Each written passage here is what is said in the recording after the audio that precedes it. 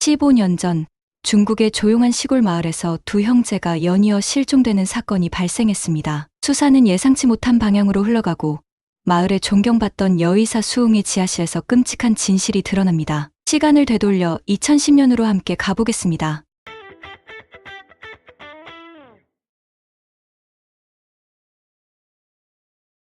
(2010년 4월 27일) 흑룡강성 경찰서에 실종 신고가 접수됐습니다. 신고자는 마을 주민 46세 류시우빈으로 형이 갑자기 사라졌다고 했습니다. 실종된 형 류시우인은 20년 전 아내가 가출한 후 혼자 살아왔으며 형제는 사이가 좋아 늘 함께 지냈습니다. 20년간 마을을 떠난 적도 없었고 류시우인은 새로운 일자리를 구한 터라 예고 없이 사라질 이유가 없었습니다. 그런데 이틀 뒤 경찰이 더 많은 정보를 얻기 위해 류시우빈을 찾았을 때 이번엔 그도 흔적 없이 사라진 상태였습니다. 형제가 연이어 실종되자 경찰은 전담 수사팀을 꾸려 조사에 착수했고 가족들은 두 사람이 실종 전에 한 여성과 가까이 지냈다고 증언했습니다. 그녀는 마을의 의사 수웅이었고 류시우빈이 그녀에게 돈도 빌려줬다고 했습니다. 경찰은 즉시 수웅을 소환했습니다. 40세인 수웅은 이혼 후 네 아이를 혼자 키우며 마을에서 진료소를 운영하고 있습니다. 닝안시 위생학교를 졸업해 대형 병원 근무 경험도 있었던 그녀는 침착하고 지적인 분위기로 조사에 임했습니다. 마을 사람들은 수웅을 성실하고 친절한 엄마이자 의사라고 칭찬했고 경찰 역시 그녀의 외면과 평판에 주목했습니다. 수웅은 류씨 형제가 자신에게 돈을 빌려준 것은 사실이지만 4월 29일 밤, 즉 류시우빈이 실종된 날에 이미 전액을 갚았다고 진술했습니다. 또한 형제의 실종에 대해 전혀 모른다고 하면서 실종 전 두 사람이 약을 타러 왔고 그 과정에서 말다툼이 있었다고 주장했습니다. 그녀는 형제의 진료 기록과 처방전도 스스로 제출했습니다. 하지만 경찰이 류씨 형제의 집을 수색한 결과 수웅이 제출한 처방전 속 약품은 전혀 발견되지 않았습니다.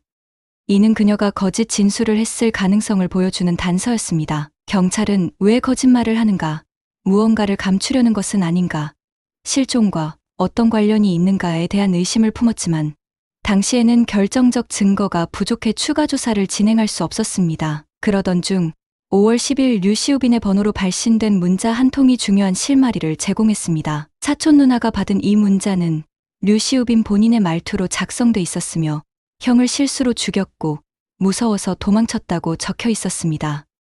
이후 가족들에게도 수십 통의 문자가 연달아 전송됐고 대부분은 범행 고백과 함께 경찰에 신고하지 말라는 요청이 담겨 있었습니다. 하지만 경찰은 여러 의심스러운 정황을 포착했습니다. 먼저 형제의 집에서는 혈흔이 전혀 발견되지 않았고 문자 내용과 현장이 일치하지 않았습니다. 또한 집 안에는 현금, 신분증, 은행카드 등 중요한 물건들이 그대로 남아 있었습니다. 이는 도주 중이라는 주장과는 모순됐습니다. 가장 결정적인 단서는 문자 문체였습니다. 기존 류시우빈의 메시지는 띄어쓰기와 오타가 많고 문장 부호가 거의 없었지만 실종 이후 메시지는 맞춤법이 정확하고 문장 부호까지 완벽하게 사용돼 있었습니다. 이를 근거로 경찰은 누군가 류시우빈을 사칭해 문자를 보낸 것으로 판단했고 류씨 형제는 이미 살해됐을 가능성이 높다고 보았습니다. 이 문자는 범인이 수사를 혼란시키기 위해 의도적으로 보낸 것으로 추정됐습니다. 이후 경찰은 수웅을 조사하던 중 그녀가 유독 두 형제가 말다툼을 벌였다고 강조했던 사실을 떠올렸습니다. 그런데 마을 사람들 중 형제 사이가 나빴다고 말하는 이는 없었고 수웅만이 이를 강조하고 있었습니다. 경찰은 이를 수상하게 여겨 수색 영장을 신청했고 곧바로 수웅의 집을 전면 수색했습니다. 그 결과 수웅의 지하실에서 심하게 부패한 두 구의 남성 시신이 발견됐으며 지하실 한쪽에는 백골 상태의 뼈도 발견되었습니다. 국과수 감식 결과 시신은 실종된 류시우인과 류시우빈 형제로 밝혀졌고 백골은 각각 한 남성과 한 여성의 유골이었습니다. 명백한 증거 앞에서 수웅은 결국 형제 살해 사실을 인정했습니다. 하지만 백골에 대해서는 격한 감정 반응을 보이며 눈물을 흘렸고 그것이 여동생의 남편과 남동생의 아내라고 고백하며 사연을 털어놓았습니다.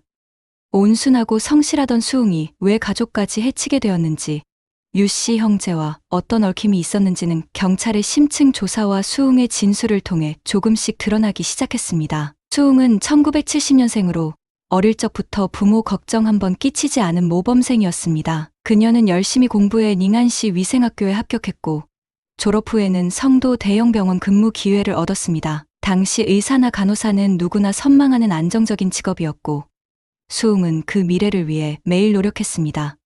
그러나 한 남자의 등장으로 그녀의 인생은 급격히 흔들렸습니다. 그 남자는 중학교 동창 왕이었습니다. 중학교 시절 수웅은 왕의 이름만 들었을 뿐 교류는 없었지만 졸업 후 재회한 왕에는 수웅에게 첫눈에 반했다며 적극적으로 다가왔고 연애 경험이 없던 수웅은 그의 달콤한 말과 로맨틱한 행동에 빠져들게 되었습니다. 하지만 왕에는 학벌도 없고 시골 출신으로 수웅과는 여러모로 큰 차이가 있었습니다. 수웅의 부모는 왕예가 성실하지 않고 공부에도 뜻이 없으며 달콤한 말로 딸을 속이고 있다고 판단해 두 사람의 교제를 강하게 반대했습니다. 특히 왕예가 수웅에게 성도 대형병원 취업을 포기하고 자신과 함께 고향 시골로 내려가 결혼하자고 말했을 때 부모는 큰 충격을 받았습니다. 그러나 사랑에 눈이 먼 수웅은 부모의 반대를 무릅쓰고 결국 왕예와 결혼하기 위해 병원 근무 기회를 포기한 채 그와 함께 시골로 내려갔습니다. 결혼 후 왕예는 점점 변해갔습니다. 말수는 줄고 집에도 잘 들어오지 않았습니다. 수웅은 마을에 떠도는 왕예와 다른 여자들 사이에 소문을 들었지만 차마 물어보지 못했습니다. 왕예는 기분이 나쁘면 수웅에게 손찌검을 했고 술이 깨면 미안하다며 다정하게 달랬습니다. 수웅은 과거 자신을 다정히 대해주던 왕예를 떠올리며 아이를 통해 그가 다시 가족에게 돌아올 수 있을 거라 믿었습니다.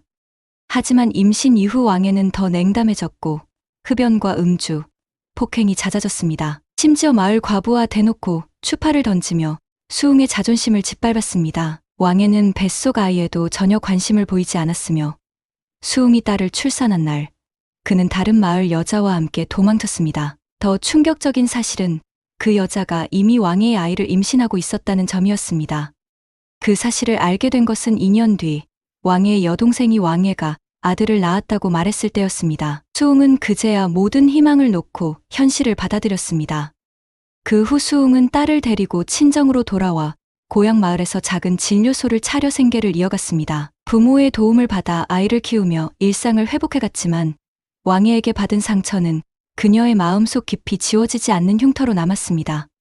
수웅은 이 이야기를 누구에게도 먼저 꺼낸 적 없으며 오직 마음속에 묻은 채 살아갔습니다. 그렇게 참아온 감정은 결국 그녀의 인생 전체에 깊은 영향을 미치게 되었습니다. 시간은 2003년으로 흘러갔습니다. 설을 맞아 여동생 수링이 친정에 들렀고 수웅은 우연히 그녀의 몸에 퍼져 있는 시퍼런 멍자국을 발견했습니다.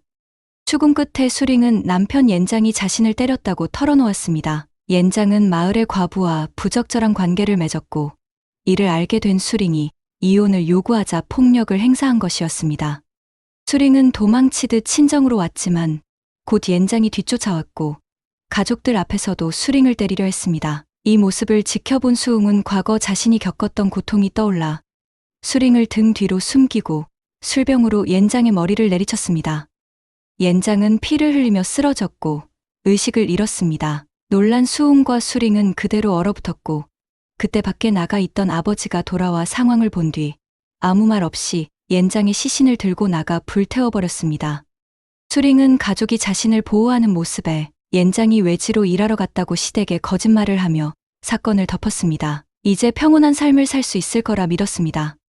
하지만 2005년 수웅은 충격적인 장면을 목격합니다. 남동생의 아내 리잉이 다른 남자와 바람을 피우고 있었던 것입니다. 오랜 시간 동생이 아내를 얼마나 아끼고 챙겨줬는지를 알던 수웅은 분노를 참을 수 없었습니다. 왜 착한 사람만 상처받아야 하나라는 분노에 휩싸인 수웅은 결국 복수를 결심합니다. 어느 날 밤 리잉이 잠든 틈을 타 그녀를 목 졸라 숨지게 한 뒤 지하실에 유기했습니다. 이후 리잉이 집을 떠났다는 내용의 편지를 위조해 자연스러운 실종처럼 꾸몄습니다. 그리고 수웅은 여동생과 남동생이 다시 일어설 수 있도록 그들의 아이들을 모두 자신의 집으로 데려와 키우기 시작했습니다. 나는 남자를 믿지 않지만 동생들은 다시 행복해질 수 있다는 마음으로 그녀는 모든 것을 아이들에게 쏟아부었습니다. 수웅은 특히 자신의 자식보다 동생들의 아이 셋을 더 챙겼습니다. 먹을 것이나 좋은 옷이 생기면 가장 먼저 떠오르는 건 그 아이들이었고 남는 것이 있을 때에야 비로소 친딸에게 건넸습니다. 수웅은 새벽부터 밤까지 진료소를 운영하면서도 농사일까지 해가며 아이들을 돌봤고 10년 넘게 새 옷 한 벌 사지 않았습니다. 아이들에게 더 나은 삶을 주고 싶었기 때문입니다. 그러던 2010년 초 여동생의 아이는 다리를 크게 다쳐 수술이 필요했고 남동생의 아이는 중병 판정을 받아 역시 긴급 수술이 필요했습니다. 수술비만 수천 위안이 들었지만 수웅의 손에 남은 돈은 고작 몇백 위안뿐이었습니다. 그때 류시우인이 수웅을 찾아와 말했습니다. 6천 위안을 빌려줄 테니 대신 나랑 내 동생이랑 하룻밤 지내줘. 아이들의 생명이 달린 일 앞에서 수웅은 결국 굴욕적인 조건을 받아들일 수밖에 없었습니다. 수웅은 단 한 번의 일이면 끝날 줄 알았지만 류씨 형제는 이후에도 계속 찾아와 돈을 빌미로 그녀에게 관계를 강요했습니다. 수웅은 점점 지쳐갔고 결국 2010년 4월 27일 또다시 찾아온 류시우인에게 더는 참지 않기로 결심했습니다. 그날 수웅은 평소와 달리 부드러운 말투로 류시우인을 달래며 약을 건넸습니다. 이거 비아그라예요. 기분이 좋아지실 거예요. 하지만 그녀가 건넨 것은 수면제였고 그 순간부터 수웅의 복수는 시작되었습니다. 류시우인은 자신에게 다가오는 수웅을 전혀 의심하지 않았고 그녀가 건넨 약을 아무런 경계 없이 삼켰습니다. 약 기운이 퍼지며 류시우인이 의식을 잃자 수웅은 그의 목을 조여 살해한 뒤 지하실에 시신을 유기했습니다. 이틀 뒤 수웅은 같은 방식으로 류시우빈도 살해했습니다. 류씨 형제는 수웅이 어려운 상황에 처한 점을 악용해 수차례 관계를 강요했고 그녀의 의사와는 상관없이 법과 도덕을 짓밟는 행동을 일삼았습니다.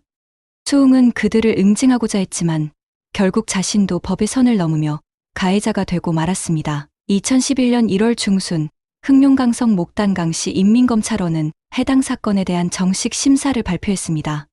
수웅은 자신의 범죄를 모두 인정했고 재판 내내 사형을 신속히 선고해달라고 요청했습니다. 다만 그녀가 죽은 후 내 아이들만큼은 누군가 꼭 돌봐주길 바란다고 했습니다. 결국 법원은 수웅에게 고의살인죄를 적용해 사형을 선고했습니다. 또한 그녀의 아버지와 여동생도 범죄 은닉에 가담한 혐의로 각각 3년에서 10년형을 선고받았습니다. 수웅은 고통스러운 삶을 살았지만 가족을 지킨다는 이유로 살인을 정당화할 수는 없습니다.